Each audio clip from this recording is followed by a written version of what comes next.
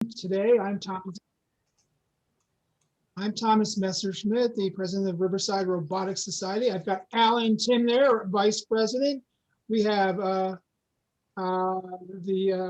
Robotics Society of Southern California here. President Jim, you're president, right? Yeah. And vice president is Ben. Ben. I was going to say Ben, but you never can tell. And it looks like Forrest Thompson's there. Welcome, Forrest, from the tech room. Glad to see everybody made it today. At least one of you is from the tech room. Thank you for coming. Yep. Hello. Yeah, hello. Hey, Forrest. Today, our agenda is we're going to have some announcements, and then we're going to do robots in the news for a few minutes, and then we're going to open it up to show and tell. Please put your name and what you're going to show and tell and how long you need. We kind of need to limit it to about 10-15 minutes maximum. Is that right? Is that what we did last time, guys? Yeah. 15 minutes maximum, guys. I know a lot of us like to motor mouth, and I'm guilty here. Yes, I do it more than my share of talking sometimes. So let's see. And after that, we're going to do, well, we'll just keep going. The official wrap up is 7:30, but we sometimes keep it going for anybody who wants to keep chatting. Let's start with some business items. Riverside Club, we're still not meeting. The librarian has called me, and she has asked me to come and talk to her in person to figure things out. The library is open, but nobody's allowed to sit yet. California is supposed to open in what, a week? Is that right, Alan? Jim? Yeah, June 15th. Yeah, unofficially, there's buzz that the rules will change next week. Yeah, we never can tell. The Riverside numbers are down. They've been bouncing around 2 per 100,000. Los Angeles and Orange counties are down, bouncing around less than 2 per 100,000. So we're hopeful here that the numbers will get down. And if you're afraid to get your shot, go get your shot. The most it can do is make you magnetic. Did I show you how things stick to me now that I've had my shot? Look, see that pen? It just sticks because I'm magnetic. I read that. It must be true. It was on YouTube. People were sticking all sorts of magnets to themselves. You see, most people were horrified by it, but we're all like, "That is so cool! If it was true." He's like the guy, the robot. Don't make the same mistake I did. Now everything sticks. So yeah, get your shots out there. Nobody I know has. I know several people have died from the virus, but nobody I know has died from the shot. So it's the odds. What are you going to do? 1 in 100 or 1 in a million? It's just the odds. Anyway, that's it. That's that commercial done and done for tonight. Thank you. So the next announcement is any announcements from Robotics Society of Southern California, Jim? No, I don't. Other than maybe we could ask Alan and Walter if there's any update, but probably not since of the university for in person. But no, I see shaking head. Not anytime soon. That's too bad. Okay. Probably not. I don't see any external third-party events scheduled yet, but we're the ones that actually are integral in scheduling. So as that changes, we'll be sure and let you know. Yeah, please. Other than that, no, I don't have any. Thank you, Maya. Oh, sorry, that was my daughter. She brought me my coffee. See, I'm happy. I have my coffee. All right. Yes, and now she's all embarrassed and angry at me. Okay. Teenagers. Great. Well, hopefully one of these days we can meet in person again. I kind of miss it. And anything else from the Robotics Society of Southern California, Jim? No, I don't think so. Anybody from our side? No, not from me. Thank you. Okay. Just by the way, like I said, I was talking to the librarian over there, and she wants to do a robot expo next year. We should have a 3 meeting vote on whether we want to do this and who wants to be involved. But it's always fun. It's always intense. And I told her this year she's going to arrange the tables. I'm not arranging any tables this year. I don't know who was there last time, but oh man, we came early and left late, putting those 200-300 pound tables in place. Oh, they were rough. We have all sorts of people that want to show up. It's because the library has opened. It's grown by 30%, and she wants to show off her library. And we are officially friends of the library. We are officially a, what is it, 401c? Is that the right designation? 501c? Yeah, usually 501c. 501c. We are a 503, whatever it takes. 503c. One of those, we are officially a tax-free organization because we're affiliated with the Riverside Library. Forrest Thompson, what's going on in the tech room? Anything interesting to talk about? You're still muted. Oh, there you go.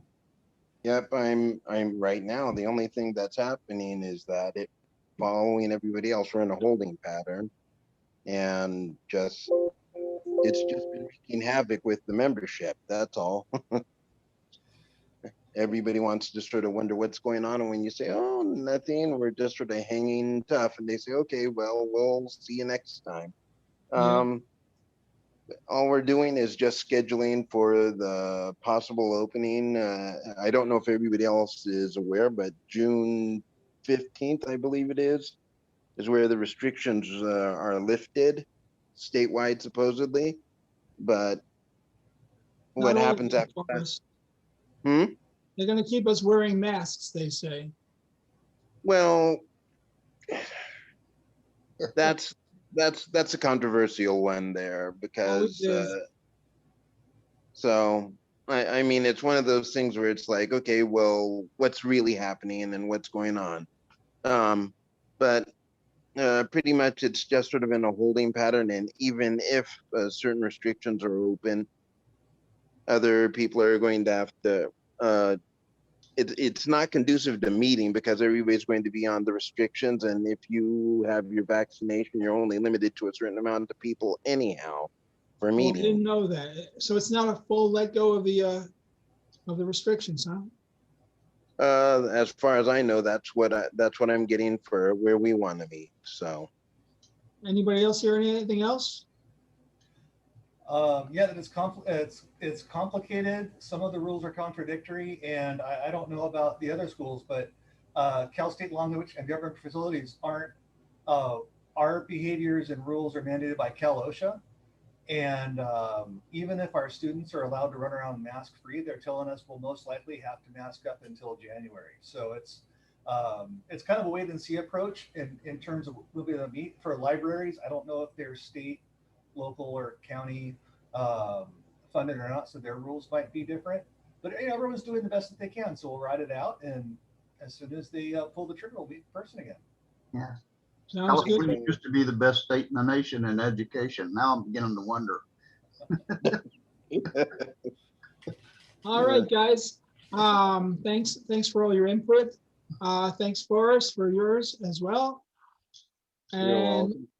so, anybody have any robots in the news? Any news stories to talk about? Besides what, Alan, can you go through that again for the people who just joined us? Can you show that video?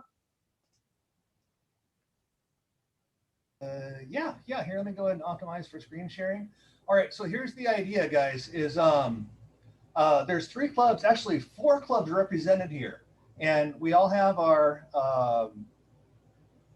own funds. I think if we combine our funds, we can buy one of these Unitree Go One guys. So $2,700. There's a front-facing, looks like stereoscopic or depth mapping camera. One Jetson Nano on the inside, and a whole bunch of cuteness. It's got a great face. Where's the face at? You can apparently abuse it and not worry about breaking it. Not that I'd recommend that. This is apparently something that happens. But yeah, no, this thing's totally cool. I think above all, it goes to show the commoditization of the components that make robots like this possible. So you've got the large, flat, brushless motors with the 6 or 7 to 1 gear reduction internal. And in that form factor and commodity controllers, you can build basically, it looks like this is a derivative, a commercial derivative of the Cheetah, I think. I think they were the first ones to do it. But let's see, I think this is the one. Is it actually available? Because I didn't see any way to give them money. Not yet. Oh, look at that face. Oh, hello there. So, all right. So are we in agreement? Should we go? I'm totally kidding. But that would be fun, wouldn't it? Yeah, divided by 4 is only, what was the price? Did you say 5,000, 4,000? So they have 3 pricing levels. The base model appears to have a single set of front-facing depth cameras, if I'm reading it right, and a single nano for $2,700. For $800 more, you get a bigger battery, and you get 4 other additional sets of stereo sensors for the sides and the back and the bottom, I believe, and a total of 3 nanos that I'm assuming are being networked, which seems like a pretty good deal for an additional $800. But that brings the total cost to $35. And then it's 850 each or so. Huh? About 850 each. Okay, all right. Oh, how much for that little basket, that little shopping basket that Lee seems so excited? Maybe 900 each. Are there upgrade kits? Maybe we can do a fundraiser. Just, you know, Go fund me. Alan needs a robot. yeah, for fun, yeah. Or we could sell cupcakes. There you go. How many cupcakes would you have to sell to get up $4,000? Right. Yeah. Lemonade stand. No. Lemonade, cupcakes. Problem is, though, it would probably have to live at Cal State, and Alan and Ben and Walter would get to play with it until the thing reopens for us. I don't see a problem with that, though. I'm cool with that. No, no problem. Mhm. Can I come on campus? Totally support that Yeah. idea. Any chance Cal State have any money to put into it? How's your budget this year, Walter? Well, I haven't applied for grants yet, so. Well, go ahead and do it. What are you waiting for? It'll end up with some Star Wars skin. But who bought Dogecoin? Who bought Dogecoin here? Or AMC? Who bought AMC? I feel a little leery to put money into something that's backed by nothing. As Musk said a couple of weeks ago, it's a scam. Well, it's no more or less a scam than the US dollar. The US dollar isn't backed by gold. It's also backed by a promise, and it's speculative. So I'm Yeah, not money. advocating for crypto so much as suggesting that they're not as different as you think. The dollar's been around a whole lot longer, though. That's Yeah. We owe $27 trillion in debt, and there's only $3 trillion of money in circulation. So you do the math. There's always more debt to be had. Ask every president since Eisenhower. print more money. Yeah, we got printing machines. They work well. I don't know. Can we 3D print the Dogecoins? I have in my other stocks.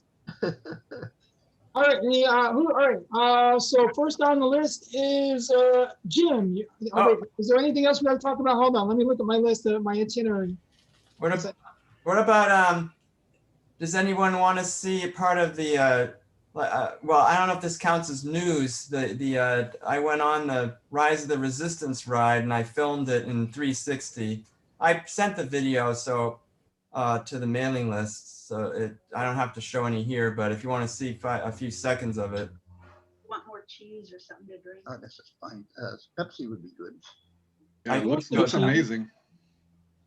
yeah. All right, you want me to do it? I'll show. I don't have to show. Sure, Jim, and then you're up. So just show your other stuff after it, okay? Yeah, if you want me to do that, then I won't count this as part of the 10 minutes. That's fine, Jim. Now, okay, I'm going to optimize for video for this one and then turn it off for the other one maybe. So I'll just show some of the exciting part here.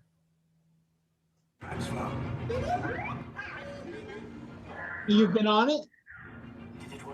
Yeah, so, oh, here, this is the 360 I'm showing. There There's you are. and there's where we're going. I like that. No more tracks. Now you look at this, yeah, this floor, it's totally trackless, and it's kind of all geometry. Are you sure it's not, there's not magnets or something embedded in the floor? Well, I thought maybe there's something in the floor, but I can't be sure.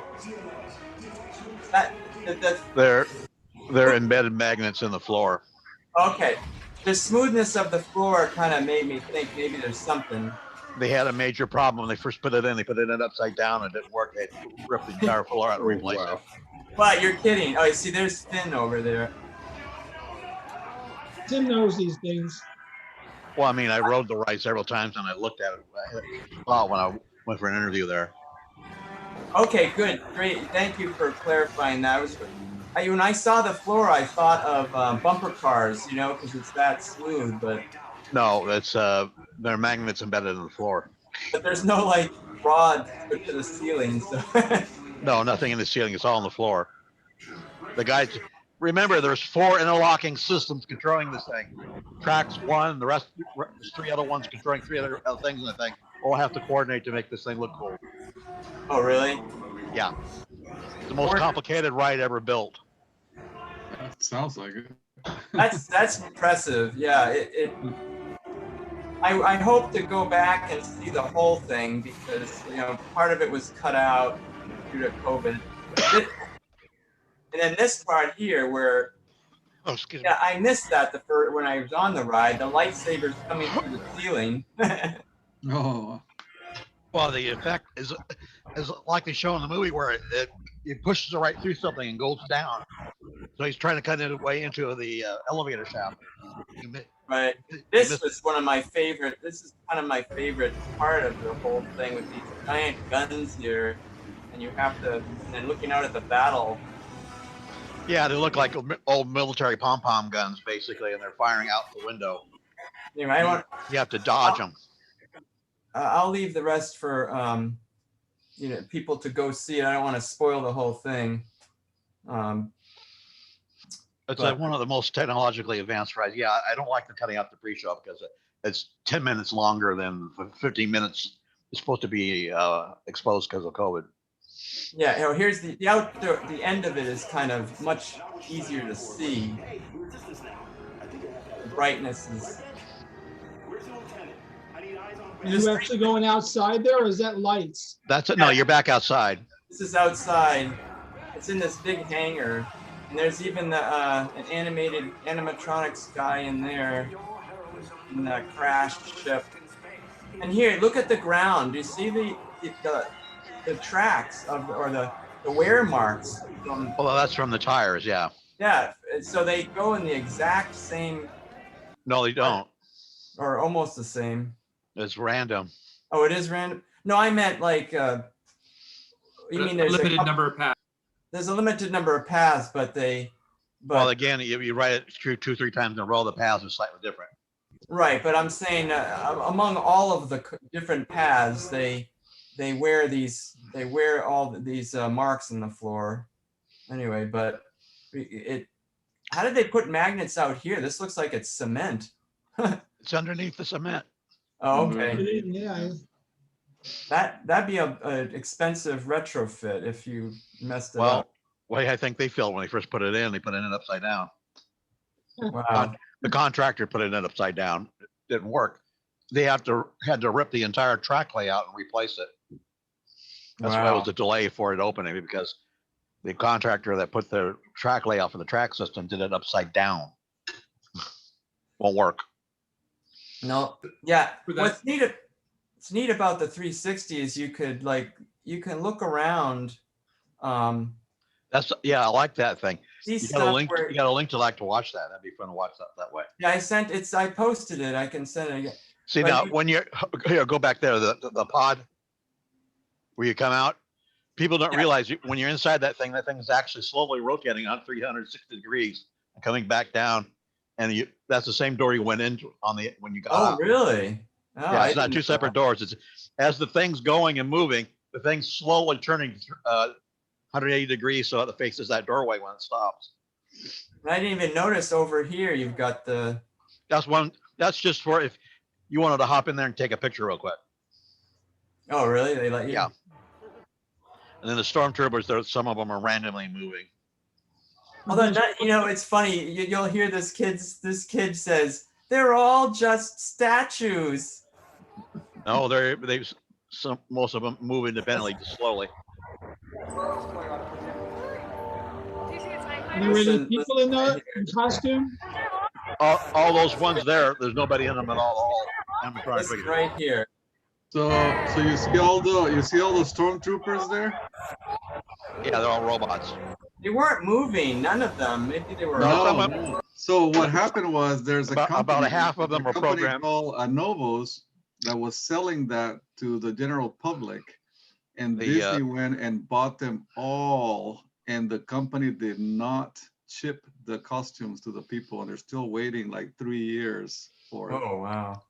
So Disney went and bought all of those costumes and they put them in here, and then all the people are still waiting for their costume. Oh, I get it. And the company could not produce any more afterwards. I don't know why. But. Well, I don't know what they did, but as far as what the movements there, about half of them move. Half of them are supposed to move. I didn't see many. Oh, they move a little bit. The head turns. Rifles That's shift what I a was little bit. hoping. I didn't really. It's real slow, real subtle. For most people, won't catch it. Maybe I'll try it next time. All right. Well, let's move on to my presentation. Where'd you get this link from, Jim? Well, this is from my 360 camera. See, Oh, you went in there and filmed at 360? Yeah. Cool. It's a kind of an old camera. But it's still working. What was the right part you're riding through? That's the same camera? Yeah, this is all one camera. Yeah, I hold it up with my hand. That's the nice part of this camera. I don't have to look through it. It's just a kind of a ball that you hold, and it gets everything around you.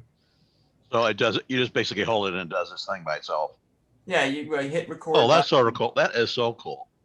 I'm like, yeah. So I like this for rides now. I don't know why. It certainly captures stuff that you didn't. You can go back and look at stuff you didn't see the first time. Probably a newer one would be a higher resolution. This is only 4K across your entire 360 degrees. That's still pretty good resolution right there, though. Not terrible. Well, yeah, but still pretty good. It's pretty good. If I may interrupt, link to the video to the chat. Yeah, can I do chat while I'm in a? Well, let's just. How long ago did you ride the ride, Jim? This was just 2 weeks ago. This coming Monday, anyway. Oh, you got tickets to get into the park. Cool. Yeah, I'm going to. My wife and I are going to the Disney California Adventure next on Monday. This Monday, but I don't. Well, really... Tickets are hard to score these days. Yeah. Well, we super signed expensive. up. We signed up, for when they were kind of lotterizing them out a month ago or whatever it was. Oh yeah, I pasted that link. Probably real expensive, I would think. Well, we bought 2-day, and they're still over $100 a day per person for a 2-day at like if it's peak time or even a weekday, middle of the week. What do the 2-day ones cost you? It's like $110 a day, so it's like $220, I think, per person for a 2-day. Wow. But I'm not going the rest of the year, so. Again, everyone, if you have something to show, this is. Well, Tim. Okay, I'm gonna Just show. let me finish. If you have something to show today, please post it to the chat list. Sorry, Tim. It's okay. All right, I'm gonna show now the my depth. Let's shift gears. Can you see this? Yeah, we see it. Hey, orange. So this here's the whole thing. I've mounted a, second camera down here. This is the Oak D stereo depth AI camera. And since I have two of them, I bought one, and then we got awarded one for this contest we're in, the Open CV AI competition Oh, good. 2021. That's cool. So the top one is, I showed the video in a previous meeting, using the top one to identify objects placed on the tray and people.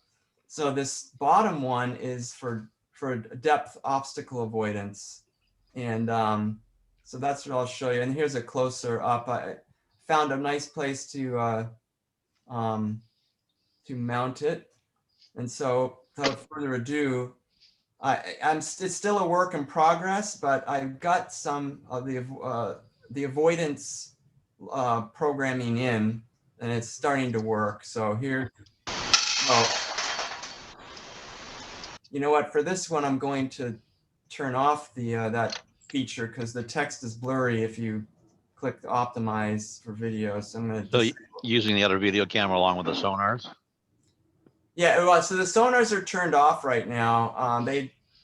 This is just all with video, or all with vision and LiDAR. So on the, if you can see this screen, the red is LiDAR and the purple is the video, or the depth data.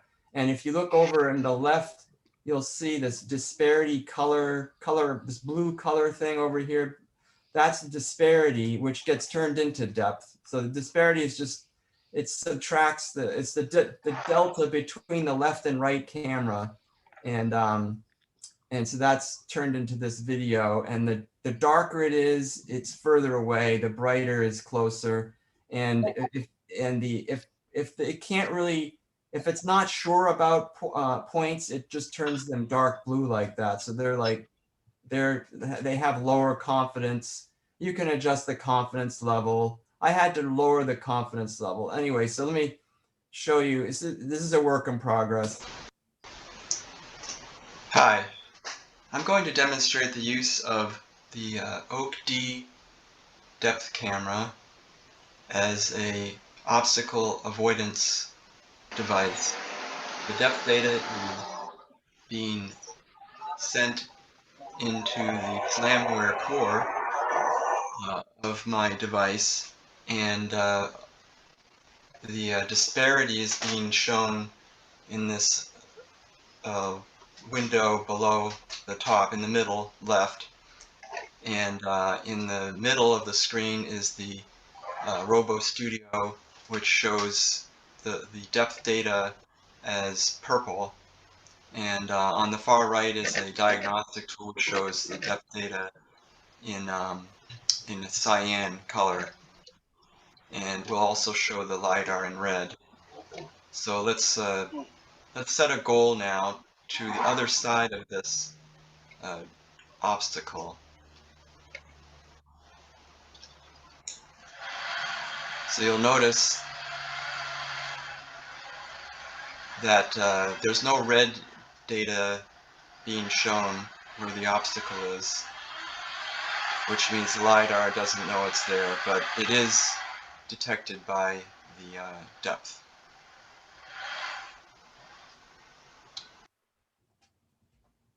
All right, that's the first video. The second one is just going back, then I'll take questions.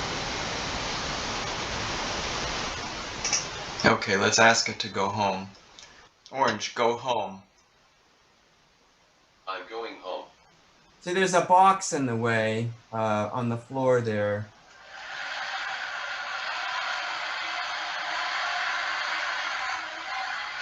You can see it in the bottom. The bottom right here, I've got an actual view of a color view from my webcam. So that's the thing that's in the way there.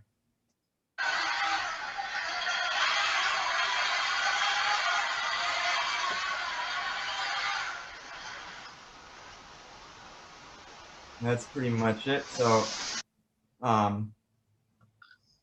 that's the beginning of getting this to work properly. And I'm now working on a much more improved depth map than this ugly looking one with all that blue missing data. There's something called a WLS filtering. It's weighted least squares. And apparently that, this is an algorithm that is successfully used for smoothing over the data, as well as there's a median filter. But so I'm going to employ those techniques and get a smoother data or depth data coming through, so that it won't be so noisy. Because really, some applications may be able to take noise, but if it's an obstacle, your robot's just going to stop. It's not going to go anywhere if it thinks there's these little specks of obstacles in the way, which aren't really there. So anyway, that's a challenge to get this system to be really smooth, or to the data to be really nice. And here's an example of the, this is an example of using that disparity post filtering using weighted least squares. And you can see it smooths out in the second image here is much smoother than this first one. And well, they have an example. I'm not sure if I have the link ready, but there's an example from the device I'm using, the depth, this camera, that they have also, that I'm using that example. So it's already kind of been, here it is right here. So if you notice how smooth this is, the depth data is, or the disparity data is really nice. And here, this is the critical one, or this is the one without the smoothing, and this is the one with it. So that's gonna really, I hope this really helps me. Anyway, any questions? That's. Last set of images was actually taken with yours. What's that? This last set of images here was actually ones that you took? No, this is from the makers of the camera, and this is an example on their website using the WLS filtering, and so they're giving you the example. These are examples that I'm about to try to do the same thing with my data to make it this nice looking. And I'm doing it in C++. This is in Python, but I'm doing it in C++.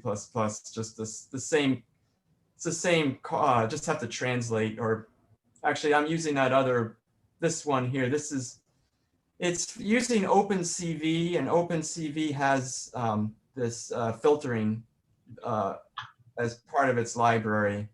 They have a bunch of different filters, but apparently this one has been used before, and I'm hoping it's really kind of important to, like I said, to smooth that data, that depth out. Otherwise, if there's even a little, a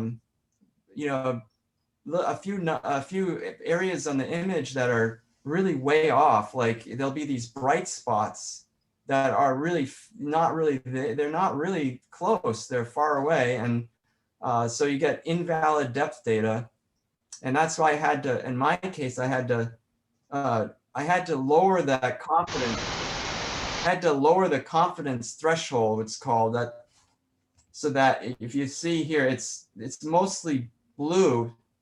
So I'm turning this confidence thing, saying that if you're at all not sure this data point is right, then throw it away, just set it to 0.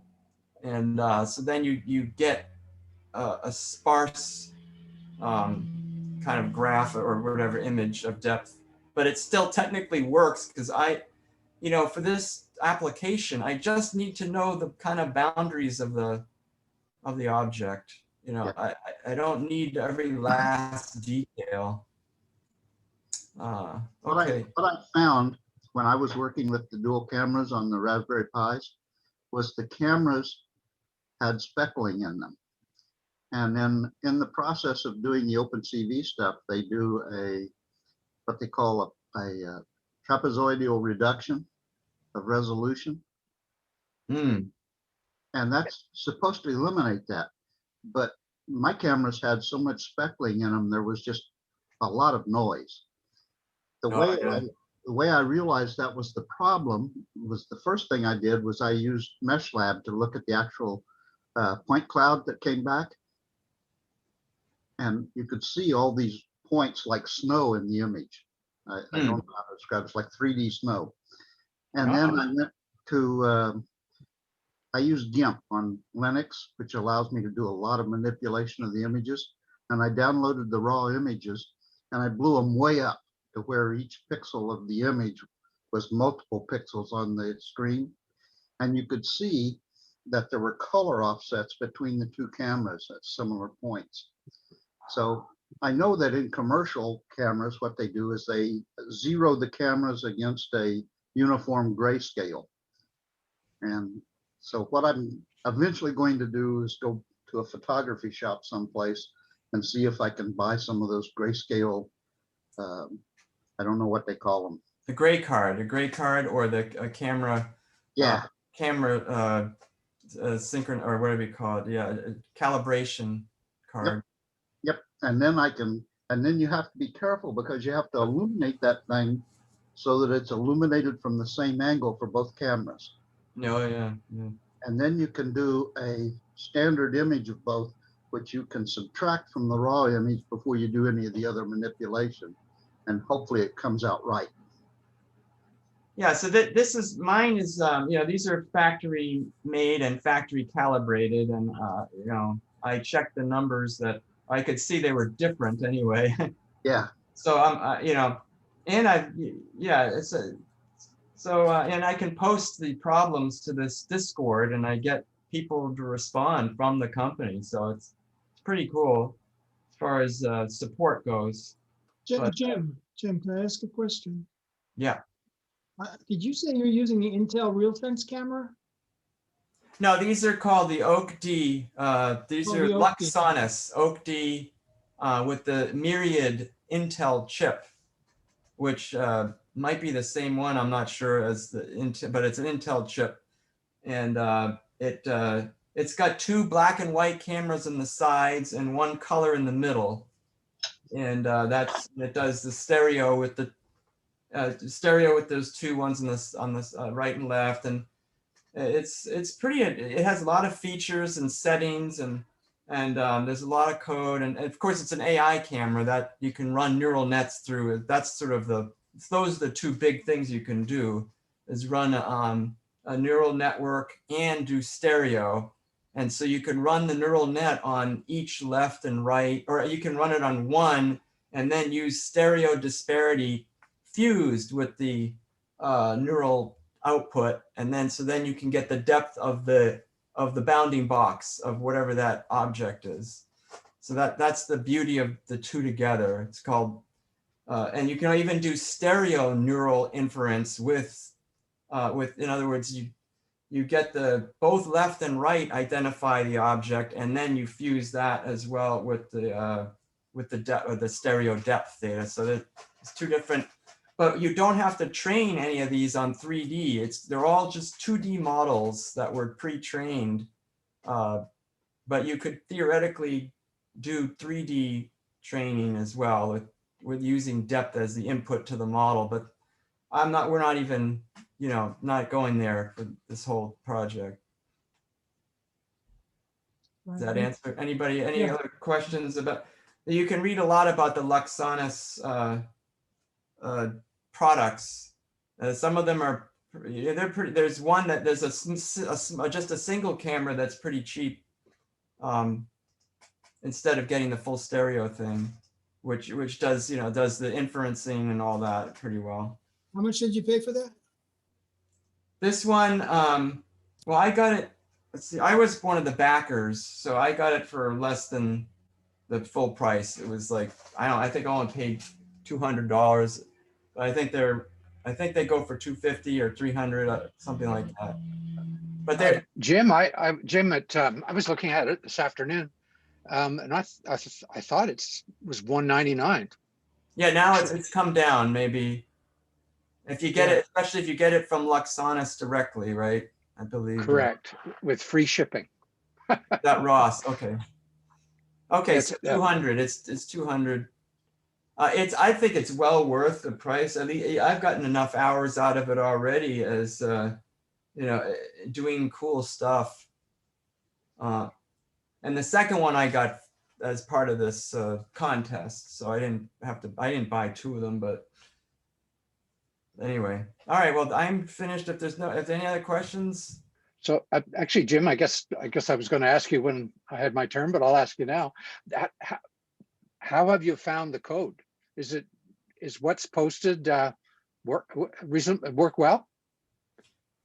Yeah, it's I've been through many of the examples and in Python and some in C++, which I had my depth code is in C++, so I had to look at least some of the C++ examples. So the examples are pretty easy and there's like 30 or 40 of them. I mean, they're covering a lot of different models and using the depth data, using all different features, synchronizing the depth data to a particular, one of the cameras so that it can overlay properly and all sorts of things. So I think the code is reasonably good. I haven't dig down. This is the user level application layer code. So you're what you would need to use. I haven't gone deep. I had to compile their core, but I don't look at that code. I mean, I'm not going to bother unless I really had to, but you can compile it's all open source. You can compile their libraries, at least the on host code. I don't have, not the on camera code. That's the firmware they built. I don't know if that code is available, but in any case, pretty good code, pretty good examples, I have to say. And Thomas, you're muted. you don't use ROS, right? Thomas, you're muted. This is not ROS, right? No, there's no this robot here is for those who didn't know, it's this Slam Tech company, is a company in Shanghai. They provide a solution that has full SLAM and with a LiDAR and with a full API, Windows API that you don't have. So it's a non-ROS, but it does almost all the same things. Yeah. What you were showing, if you didn't tell me, I could figure that was just SLAM navigation. Yeah, it's a kind of a system we got that those of us who didn't know ROS and wanted something fairly easy to get into after I followed Dr. Bruce and these other guys to buy this solution, but it's pretty good. But yeah, I want to get into ROS in another project. So Tim, can you put a link to the camera or cameras? Is it two? Yeah, there's a few different ones, or there's at least a couple that you can get, including the single camera or single lens, as well as the other multi-lens one. If you put it in the chat. Yeah, here's the shopping right here. Luxonis, shop.luxonis.com. Well, here you can see what I've got on my screen. The depth AI is the OAK-D is $199, and then actually the OAK-1 is $149, so it wasn't that much cheaper. I just have to do stereo. I was like, I've got to get stereo. You got to have depth. So yeah, there's a set of different products here. I don't know much about these other ones, but mainly the OAK-D and the OAK-1. And well, this Lux-D thing, that looks very similar to the. Well, which ones do you have there? So I have two of this one here, the OAK-D. And the 2 black and white cameras, 1 color in the middle, and it's in this nice metal case that has a it has a mounting screw on the back, or screw hole, which is the same as a tripod, camera tripod, 1/4 20, I guess 1/4 inch, number 20. I noticed that the price list says it includes a wall wart for. Yes, yeah, you can put you But that leads to the obvious question. It can be you can run it off 5 volts, right? I'm running it. Yeah, I'm running it off of. Actually, I'm running it off of a USB powered hub, which is connected to my 12-volt main supply battery. I tried the 5-volt in my robot, but I only have my 5-volt supply is a USB grade off of the 12-volt or whatever battery, and so it didn't work. It brown outed. So I upgraded to with the other guys in my group. We all got the powered 12-volt USB hub, and that is connected to the computer, the Latte Panda Windows PC. Great. So actually, that's a good question. So the thing itself draws more power than a regular 5-volt USB is. So it's more than 500 milliamps, in other words. So it has to come from a powered hub that's on board the robot as well. Yeah, well, they recommend 2.3 amp or something. So yeah, theoretically you could power it separately all up 5 volts. It gets 2.5 amps or more out of it. Yeah, you could do 5 volts if you want. In fact, well, I'm doing it off of the powered USB hub, which is 5 volts.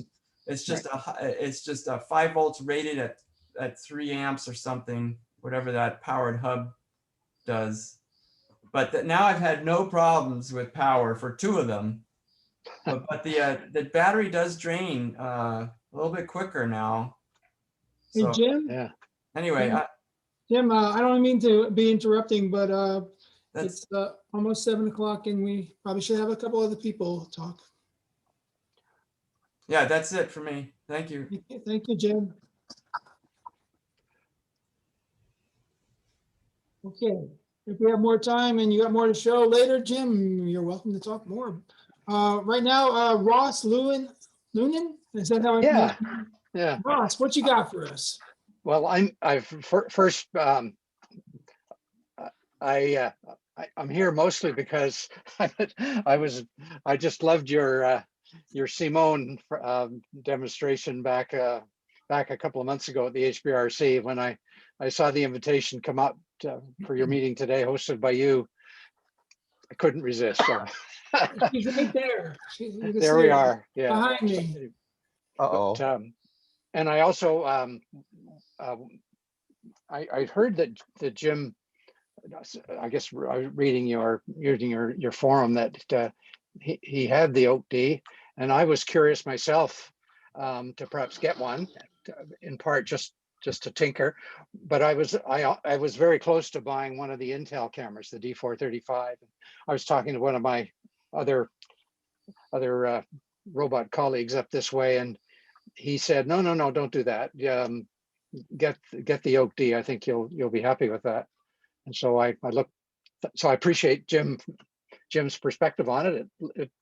It looks good, and I was glad to hear him say that the code is reasonably sound that they've posted on the site. So I'll be using it with Ross. As a matter of fact, I'm putting together something that uses the most recent Ross version, Noetic, and I just may jump to that. Okay, so I guess as payment for asking a whole lot of questions and whatnot, I guess I should perhaps do a show and tell, which is this. I've been messing around with a Nano for for the year or year and a half that it's been around. I have a jet bot somewhere, but one of the builders that post stuff on the NVIDIA site posted this, which is called, the developer called it a nanosaur, which, as you can see, is a pretty small robot. It uses the Jetson Nano on top, a simple motor on the bottom. In fact, his website has a 3D printed body, and that holds the camera, that holds the battery and stuff. It'll use the Raspberry camera that's compatible with the Jetson Nano. And what has sort of intrigued me, it's not just another cute little robot that uses a Raspberry Pi or a Jetson Nano. It actually uses Foxy too, and it does that by deploying the NVIDIA's provided Docker container that creates a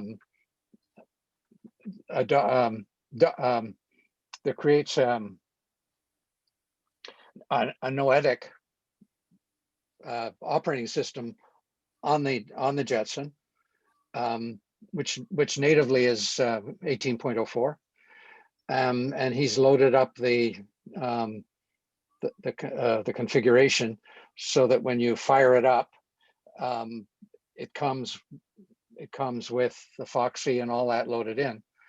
It's actually, I was kind of intrigued by it. I guess like many of you, I've heard of the use of Dockers, and sometimes some people like them and some people think they're maybe too much work for what you get for it. But I have done it. I've run it. I've deployed it on the unit.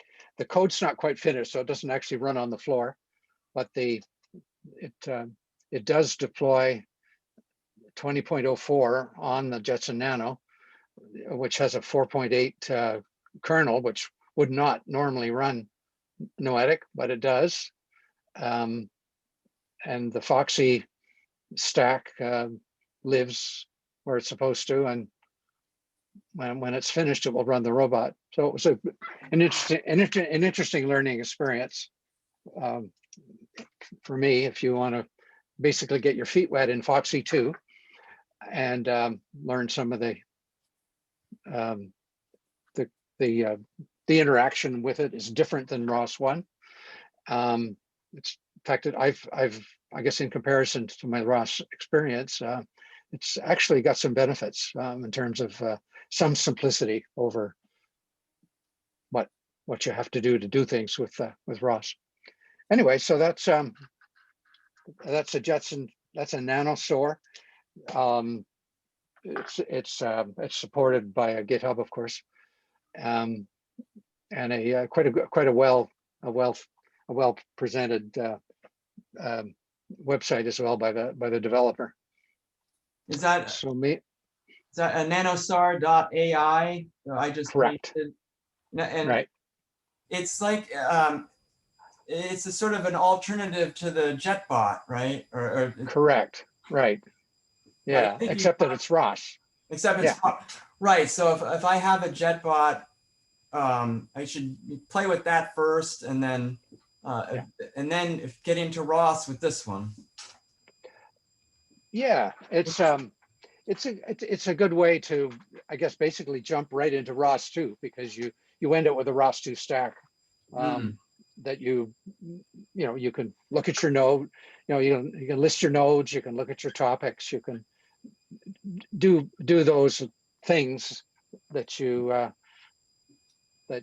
do, but you do it using the ROS grammar, which is slightly different, and it's a good way to get your feet wet that way.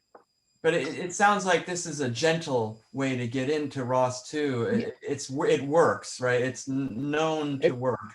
It works out of the stack works out of the box, right? Yeah. That's right. If you go on that website AI, there's a video of it in operation, so it really does work. Except that the developer hasn't posted I'm not sure why this is the case, but he hasn't actually posted the finished code that runs the robot. Meaning he hasn't posted the code that's in his robot. That's kind of not fair, but it's, it's work in progress, of course. And when the guy did the development and prepared the original website, he was working for ARM in the UK, as I understand. And in the last 2 months, I guess, he now works for NVIDIA. He's one of their, what do they call them? Ambassadors or whatever. Those people that like there's a person whose name is Dusty Franklin, who's promotes cool things that you can do with Jetson Nanos. Okay, but so that's it for that. And you mentioned the JetBot, Jim. I should post something that you might find interesting. Is that on the Jetson, the NVIDIA Jetson forum, that the forum website that lists community projects, somebody has posted a GitHub for converting a JetBot into ROS. It's a ROS script. It's a ROS stack that that runs on the Nano, and he also uses a container, and so it runs this script actually drives the motor driver, the motor arrangement that is on the JetBot, but it turns it into a real ROS robot. But it uses the container, which he's posted. I'm a little bit tempted to try that too, because I have a JetBot and I enjoy playing with it, but just as if I don't have enough things to do, it'd be interesting to convert it to ROS 2, as a matter of fact. But if you, for the NanoStore, it's the same, it is a JetBot board? It's the same board? No, it isn't. Or No, it's a different board? it's not. No, it's not. No. It's just what's unique about this is that actually okay, so it's right. It has a Jetson Nano, and it actually uses the same motor driver that the JetBot uses. The Adafruit Feather, they call it, that runs that interacts with the Jetson Nano through I2C. So you could actually use some of your parts. Okay, but I meant it uses the Nano. I mean, the Nano Correct. is the thing, The Nano's the main part. That's right. Huh. Yeah. So that's I actually my Nano was I didn't want to break apart my Nano, my JetBot. So I bought a new one. I bought a two. Actually, his parts list specifies that it will work with the 2 gig version of it. $70. That's okay. So I bought a new one so that I because have if you already have a JetBot, you don't want to take it apart to make the no one. Yes, that's right. Once you've got it going, you don't want to mess with it. But yeah, it's the cool thing is that it's what's interesting if you look at the website is that it's nicely packaged with a 3D printed base that holds the battery, and it uses 3D printed tracks using the what's that called, AP, the material that's rubbery when it's that will enable that lets you print a track. I mean TPU, yeah, TPU, right? TPU, yes, that's right. I didn't do that. I just bought. Some of you may recognize that's a thing made by Yamiya or whatever it is. There we go. Okay, I guess that's enough. I'll post the JetBot Ross to GitHub for you, Jim, and any others that are curious about that. Right. Thank you, Ross. Any questions for pleasure. Ross? Any more questions? No? All right. Thank you very much. That's my pleasure. It's my pleasure. Yeah. Thank you. All right. And it's now 10 o'clock on the East Coast, so it's for old guys like me that it's getting up there. But I appreciated the opportunity to drop in, Welcome. get You're some new welcome. insights on things, and share some cool things that I've run across. We'll see you all. Nice to see you. Yeah. Bye-bye. Robert, do you have anything to show? Robert Rogers, are you there? Did he fall asleep? All right, Tim, do you have something to show tonight? Who are you talking to? Tim Lewis, you? No, I do not. All right. Anybody else? No, no. Les, anything? Oh, you just. I'm not to that point yet. On the point Jim, where I can show my broken parts. Buzz has got his hand up. Buzz, do you have something to show? Is that his hand, or is that just some creepy thing that the Zoom puts up? Where you were looking? Who are you looking at? Buzz, you got something to show? Buzz, I don't see any video from him. No, I see a hand up. I don't know what that is. That just his image? No. Buzz doesn't have an image. He doesn't have a video. It's just his name there. All right, maybe I just see something on my screen that's not there. Yeah. I'm seeing things, guys. I think you Hopefully saw. haven't seen- I think you saw less stretching. Maybe. Oh, maybe. How about you? How about you, Thomas? How's You're up. Thomas. Yeah, well, I always got something. I suppose. I'm a few of you have seen my video, so I'm just going to play the video for now that I made. Yeah, it's got a robot in it. Of course, 90% of my videos do have robots in them, unless I'm videoing my daughter. But I always try to put a robot in the video. That's weird. That wire behind you is going right through your head. Yeah, oh yeah, it is, isn't it? I'll move a bit, then it looks like I'm in front of it. So, Looks like you're a pup. let me load up the video. Talking about the punk rock. The punk rock video. Now, I found that, quite, quite advanced production quality. I mean, did you how do you, for all those cut scenes of punk rock, bands and stuff, did you have to, is that's copyrighted stuff, I assume? You have to get permission or something? I went in through the back door, and what that means is you put it up and you take a chance. And what I did before I put it up is I made sure there were other covers of that song, and there were. And so I took a chance, and yes, I got a copyright notice, but it was not a strike. It's a notice that they will put ads, and I have to share the profits with them. So Okay. yeah, I have to share profits with the band themselves. Well, that brings up another. Loans. What's that? Yeah, a YouTube question. You've been a YouTube creator for a long time. Some of us have just started or whatever, not just using it casually.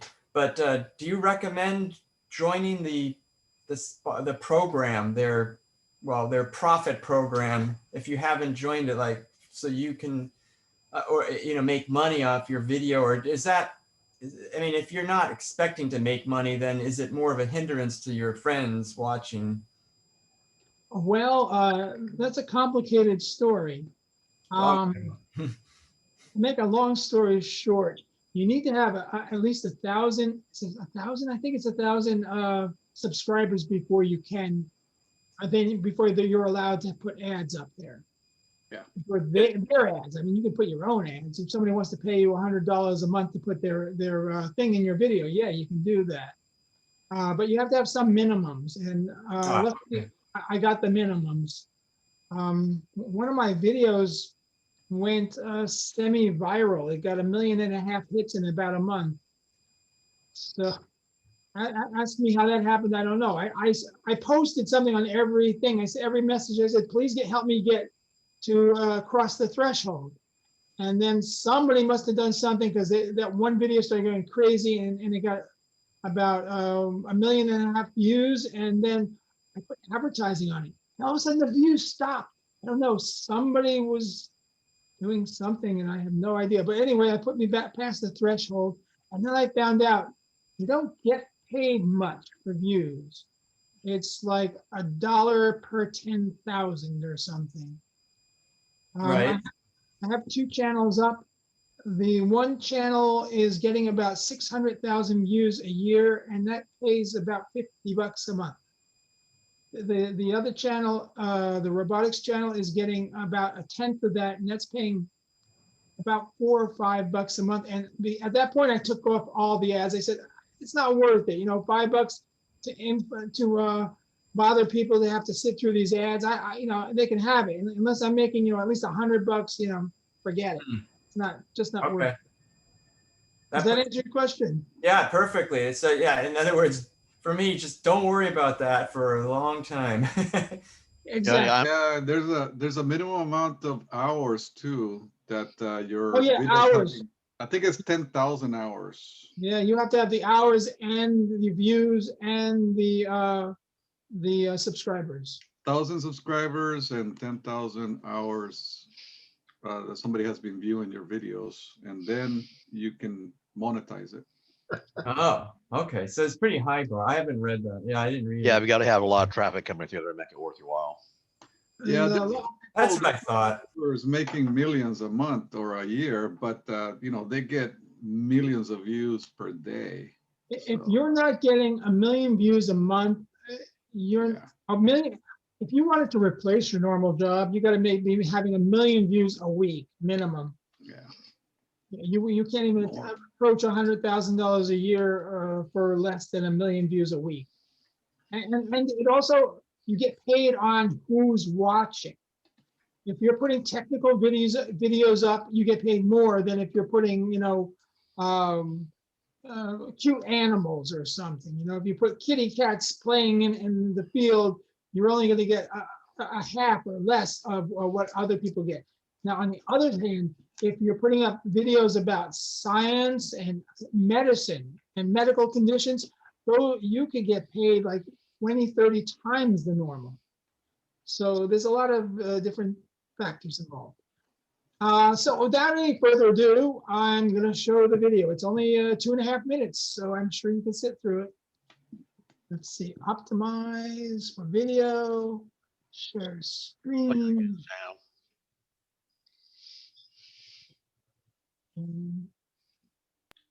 Tell me when you can see it. Yep, see it.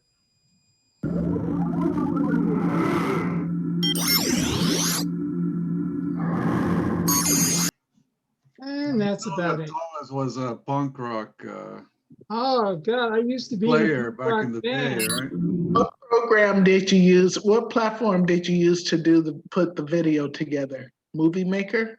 That was a combination of several platforms. I used some of Windows video. What's it called now? The Windows Photo application. It doesn't have a real name, I don't think. Isn't it Movie Maker or no? No, that's not for Windows 10. It's something new. No, they have a Windows 10. Oh, okay. I thought they had a new version of that, or that I found. A new program, but it's a different program entirely, Jim. Yeah. And I used that, and I used PowerPoint for the background, and I used what is it, Hit Film Express. And it's amazing how much time you can sink into a video project. Yeah. It gets it. Yeah. It can get very intense. I understand.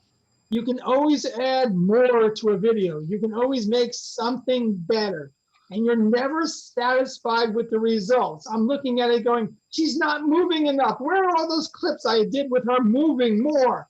And it's, you know, when you're in the middle of it and you've rendered it 8, 12, 20 times, and you kind of go, okay, I got to finish it. I've been on this project for 6 months. And that's about, yeah, it's got about 300 or 400 hours into it. One, Oh, 2.5 wow. yeah. Yeah, I haven't spent anything close to that. I kind of give up after a few days and say it's done. Yeah, well, you know, I don't have a life, and hey, COVID's been here, so I don't even go to restaurants anymore. You know, it was that video and Simone, and that's all I've been doing, and work. That's what I've been doing for the last year almost. It I looks hope that one gets a some lot hits. of fun doing that. I'm sorry, Catherine? It looks like you had a lot of fun putting that together. Oh yeah, I was a punk rocker. I had spiked hair, spray painted red. I had, you know, razor blades hanging from my neck. I dulled them. I didn't want to take any real chances. And I was the rhythm guitarist and lead singer because nobody else wanted to sing in the band. And we played 2 parties. And you know, we practiced. We played 2 parties, and I remember getting drunk. It was a great party. So that was in the late 70s, early 80s that I was the punk rocker guy. My parents hated everything about it, especially me and my buddies playing loud in the basement. And boy, did we play loud. And the neighbors complained across the way, shut off that noise, is what we were told. Uh-oh. We had a TV show ready to put us on. It was cable, but they said they would put us on. They heard me. They heard us. They sent a tape. Remember tapes? Yes. Yeah. And they were ready to put me on, but we never got that far. We had too many infights. We had a lady singer come in for a while. Oh my God. It was cutthroat between everybody else, who she liked and who she didn't like. She was gorgeous too. So that was a long time ago, guys. That's great. Other than that, I've been working on Simone here. You can see her back is open because I'm redistributing the power. I had a very bad time with power because I was trying to run it all from one power supply, and I was getting all sorts of brownouts. And with a lot of kicking from Tim Lewis, I'm switching out power supplies and going to make things. Yeah, I got finished working on those boards for you. Yes, and make things a lot more smooth. Other than that, I've just been working. I think I showed you guys last month, the software I've been working on, the spreadsheets that I've been using to generate the code for her chatbot. If any of you have ever worked with chatbot software, works really well if you put the thousands of hours into it. It really does.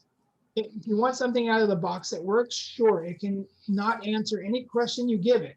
But if you want it to answer specific questions and answer it well, you have to delineate those questions and think of every possible combination of input that would trigger that kind of question, and then vary the output. It's, chatbots with AI ML work well when you want them to work it. I was talking about the GPT-3 coming online, and I downloaded it, and it was going to be great because then she could have something intelligent to say that may or may not connect to the subject, but at least it's intelligent. People always like responses that are intelligent, even if they don't make sense and don't relate to the subject you're talking about. But GPT-3, I was told, yes, I can download it. Yes, I can install it, but no, I can't have a key yet. Anybody else working with GPT-3? General pre-trained GPT AI3? Anybody? No? Anyway. You can get access to it now? Because like before you just like join the wait list. That was all you could do. Right now, I think you can yes, you can get access, but I am going to have access via Easy Robot / Cynthium Arc. Oh, okay, it's through them. They put the skill in their library, but you download it, you install it, you set it up, and there's no key to connect. You need the key. And last I talked to the owner of the company, he's negotiating for that key. they decided that you wouldn't be allowed to use a chatbot. It have certain limitations of what you could use.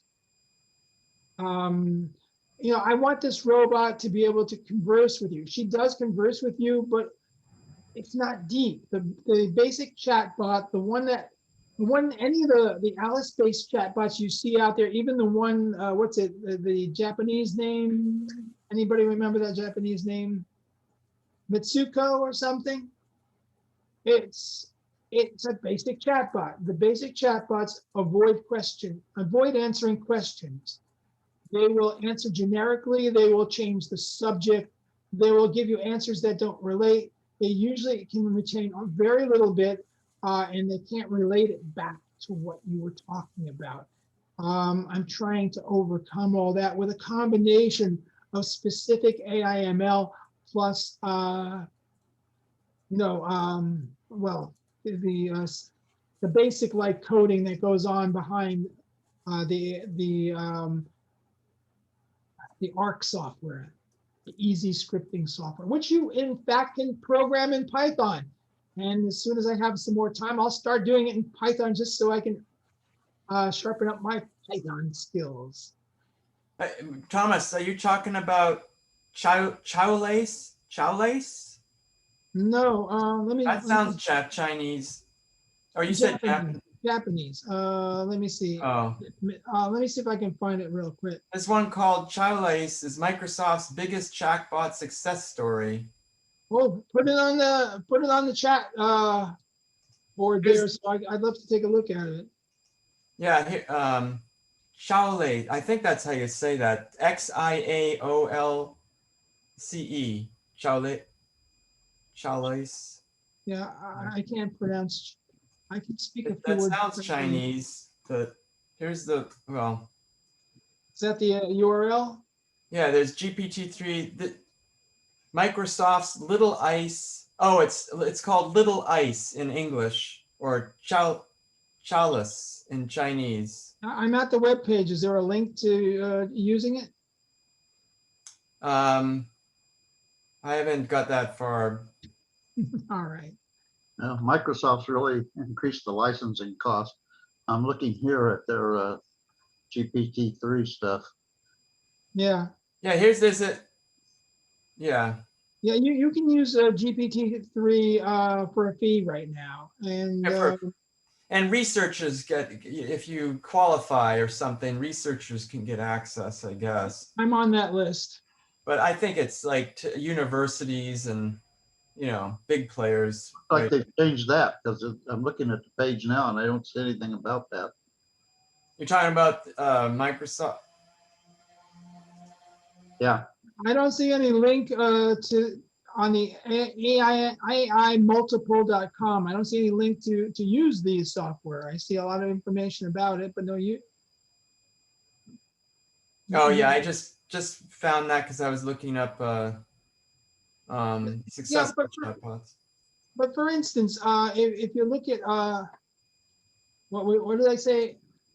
Chatbot. Mitsuku.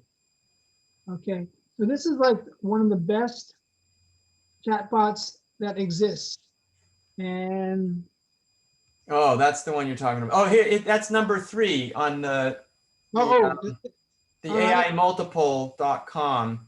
Mitsuku wins prizes for her engaging conversations, and from 2005. Mitsuku is relatively old. yeah, and it's a very nice implementation of the Alice chatbot. Ah. Which, okay, chat to me. Okay. Yeah, because Mitsuku, it says it won 1, 2, 3, 4, 5 years the Liebner Prize or Loebner Prize. Yeah, the Loebner Prize. It's how long can it fool you into thinking it might be a person? It's nothing like the Turing test. It's like a Turing light or something, huh? Yeah, Turing test light. Yes. I'm looking at the site and I just don't see the chat. Which one are you looking at? The one I'm talking? No, squarebear.co.uk. The one I'm looking at is this the AI multiple and it's just listing the top 30 successful chatbots for 2021. Yeah, I can't find the Here, you want me to show? Well, this is what I'm looking at right here. What the heck? GPT-3 is number 1, then Microsoft Little Ice, then Mitsuku. Can you find a link to Mitsuku? Because I'm on their site and I can't find a link that actually starts the software. Oh, you want to actually execute it or something? Yeah, I was gonna give. Oh, you want to do a conversation? Yeah, I'll let you do that because I haven't tried that. I haven't found that. I keep clicking click here to try it and there's nothing to try. I don't know.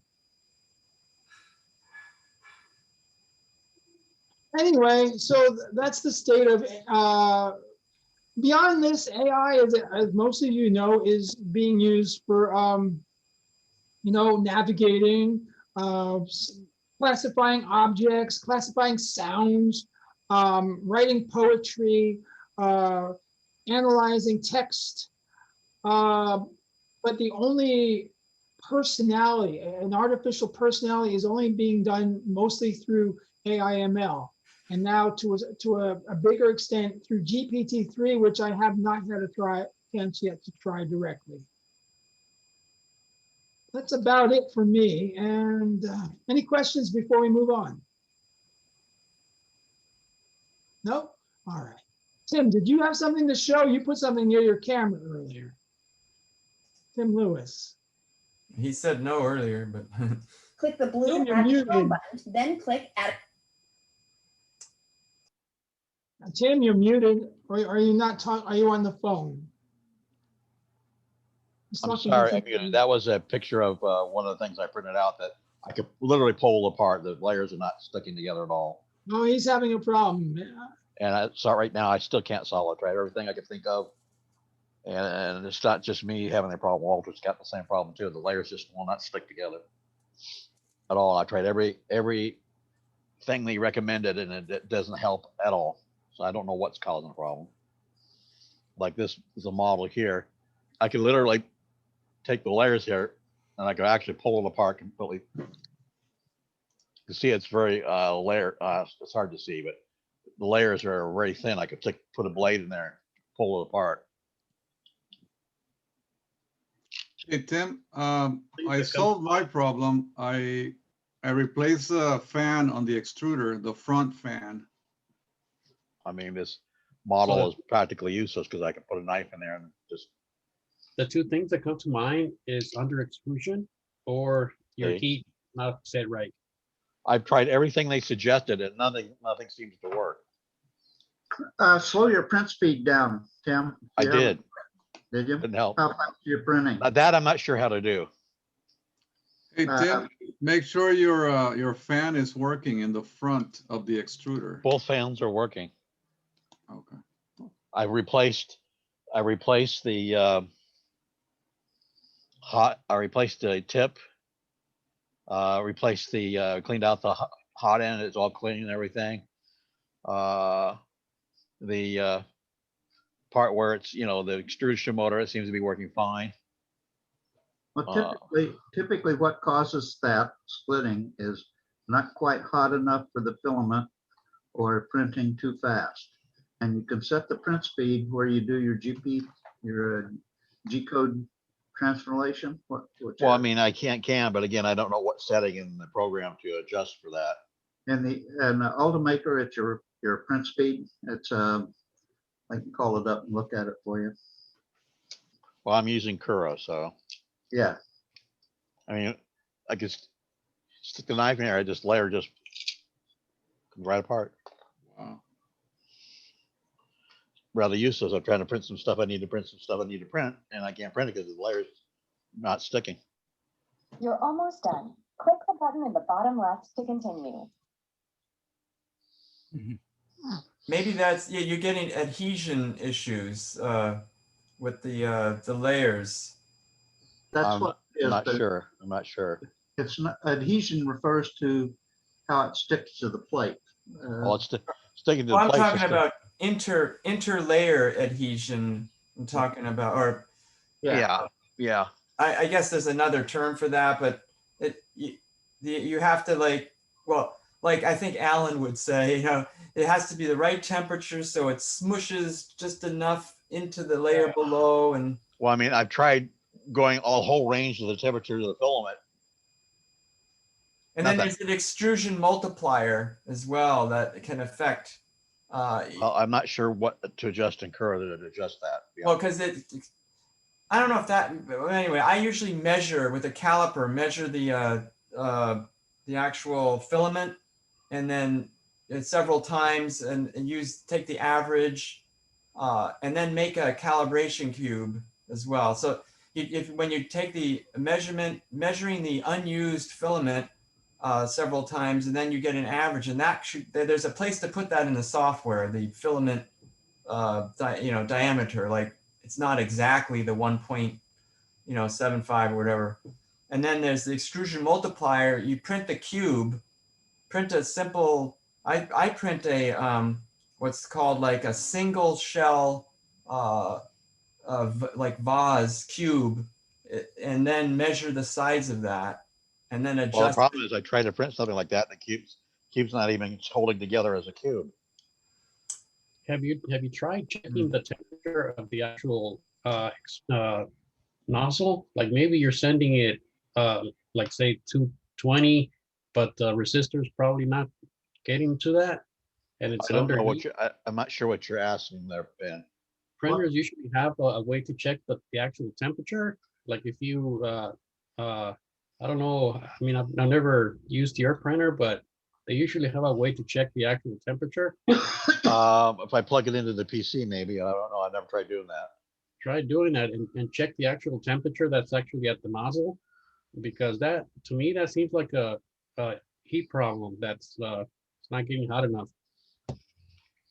I've been trying to solve it. I've been going through everything that they suggest to fix the problem, and so far nothing's fixed it. And I'm getting frustrated almost. What I'll do for you, Tim. I'm not to the point I want to take a hammer to it yet, but I'm getting close.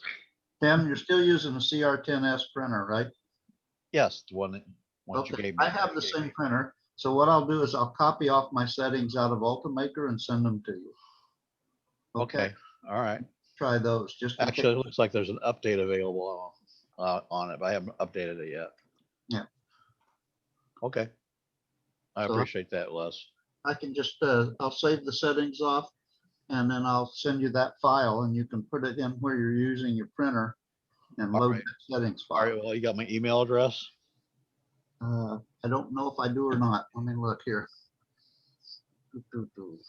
It's rather frustrating. It was working fine, and all of a sudden, it had some problem. I had the hot end gum up, and I got it all cleared out, and then I replaced the nozzle and the tip and the tubing. I replaced the whole tubing. Oh, the other thing I found once was when I replaced the nozzle, I didn't get it screwed on tight enough, and it did weird things when it was printing too. No, the nozzle's fine. It's not leaking out anywhere else out on there. I checked that. Okay, let's see. I mean, I don't want to replace the whole hot end element, but I will if I have to. But again, right now it seems to be melting it fine. I just don't know why why the layers are not sticking together. The problem can be purely mechanical. If you have a play in one of the axes, including the play in the nozzle or whatever, then the nozzle cannot position itself precisely enough to deposit the layer in the right place. So just check for all the plays in different directions, in different dimensions. That's very true. Not sure what that means, but okay.